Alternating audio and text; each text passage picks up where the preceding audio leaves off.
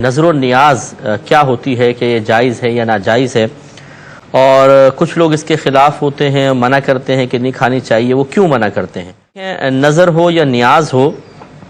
نظر نیاز کا مطلب ہوتا ہے یوں مطلب جو ہمارے عرفی طور پہ اس کا مفہوم ہے جو معاشرے میں رائج ہے کہ کسی بزرگ کے ایصال ثواب کی غرض سے جو کھانا وغیرہ کھلایا جاتا ہے اسے نظر یا نیاز سے تعبیر کر دیتے ہیں۔ جیسے امام حسین کی نیاز ہے، امام جعفر صادق رضی اللہ تعالیٰ عنہ کی نیاز ہے، یا شیخ عبد القادر جیلانی رضی اللہ تعالیٰ عنہ کی نیاز ہے۔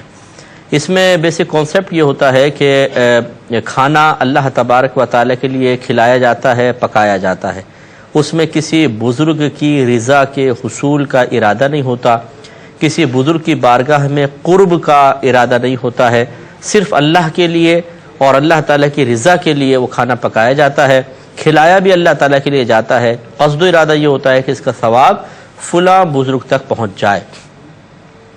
اور اس کے لیے پھر مختلف چیزیں پکائی جاتی ہیں۔ بعض اوقات ایسا بھی ہوتا ہے کہ سامنے رکھ کر اس کو رکھتے ہیں، پھر قرآن پاک وغیرہ پڑھتے ہیں اور پھر وہ کھانا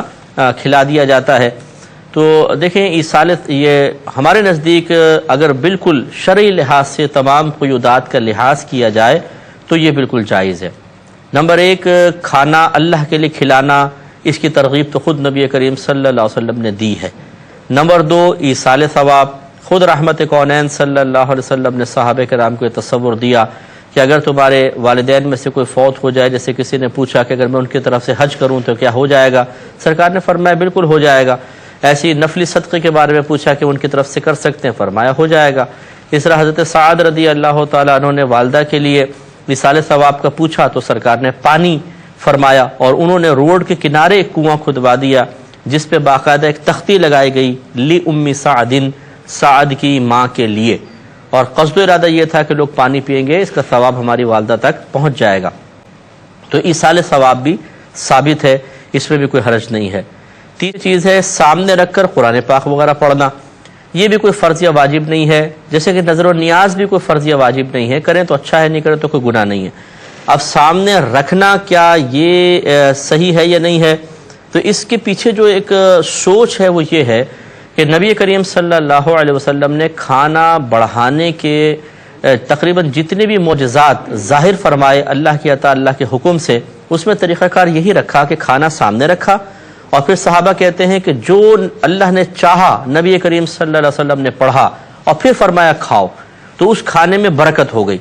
جیسے حضرت جابر رضی اللہ تعالیٰ عنہ کے گھر سرکار تشریف لے گئے، لعاب دہن اقدس ڈالا اور وہ ہزاروں کو کھانا پورا ہو گیا۔ ایسے حضرت ابو طلحہ نے دعوت کی، سرکار نے روٹی تھی تھوڑی سی اور گھی تھا، 2-4 آدمیوں کے لیے کافی تھا، سرکار نے ان کو سامنے رکھا اور جو کچھ پڑھنا چاہتا پڑھا، اور پھر فرمایا کھاؤ، تو وہ کثیر لوگوں کو پورا ہو گیا۔ 10 کر کے آتے رہے لوگ، کھاتے رہے، اور کثیر 80 کے قریب لوگ تھے، ان کو پورا ہو گیا۔ تو خلاصہ کلام یہ ہے کہ اگر کوئی اس سنت کی ادائیگی کے قصد و ارادے سے کھانا پکا کے اپنے سامنے رکھ کر کچھ قرآن وغیرہ تلاوت کر لیتا ہے، اور قصد و ارادہ یہ ہے کہ اس پہ کھانے میں برکت پیدا ہو جائے، تو یہ عمل بھی نبی کریم صلی اللہ علیہ وسلم سے ثابت ہے، کوئی منع نہیں ہے۔ چوتھی ایک آخری جو قابل توجہ بات بھی ہے، اور جس پہ بعض اوقات اختلاف ہو جاتا ہے کہ بعض حضرات یہ کہتے ہیں کہ جیسے کوئی یہ کہے کہ جی یہ شیخ عبد القادر جیلانی رضی اللہ تعالیٰ عنہ کی نیاز ہے، تو اس کھانے پر غیر اللہ کا نام لے دیا گیا، اور جس پر غیر اللہ کے نام کو لے لیا جائے وہ چیز حرام ہو جاتی ہے، کیونکہ اللہ تعالیٰ نے حرام چیزوں کی تفصیل بیان کرتے ہوئے قرآن عظیم میں ایک جگہ فرمایا وما اہل بہ لغیر اللہ، یعنی اور وہ بھی منع ہے کہ جس پر اللہ کے غیر کا نام پکارا گیا ہو، تو لہٰذا کہتے ہیں چونکہ اس پر بھی اللہ کے غیر کا نام لے دیا گیا، لہٰذا یہ کھانا بھی حرام ہے۔ لیکن یہاں پہ ہم دائرہ ادب میں رہ کر بغیر کسی کی نمائندگی کرتے ہوئے جو حق شرع ہے، یہ حق مسئلہ ہے، وہ آپ کی خدمت میں عرض کر دیتے ہیں کہ یہاں ہے ماں